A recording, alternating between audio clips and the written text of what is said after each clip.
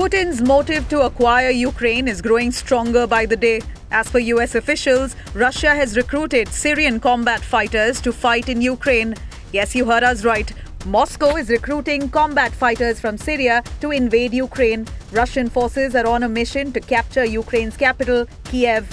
Russia is operating in Syria since 2015. In 2015, Russians helped the Syrian government to launch a military intervention to fight rebels in the country's civil war. A Syrian media outlet said Russia is offering $200 to $300 to Syrian mercenaries who are willing to operate as guards in Ukraine. Back in 2020, Russia hired hundreds of Syrian mercenaries to fight in Libya. But what about Ukraine? Foreign fighters from many countries have joined hands to fight this war. Well, Russia clearly outnumbers Ukraine in terms of its military capabilities across all categories. But Zelensky has called on reservists and Ukrainian civilians who have military experience to fight against Russia. Many volunteers hailing from United States, Britain, Lithuania, Latvia and Norway have enlisted to join Ukraine in the fight against Russia.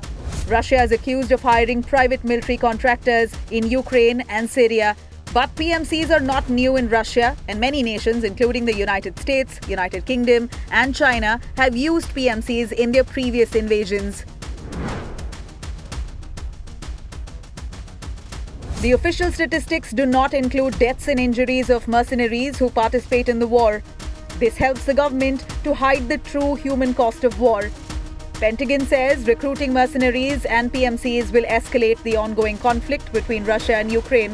The United Nations has recorded 406 civilian deaths and 801 injuries on day 12 of Russia's invasion.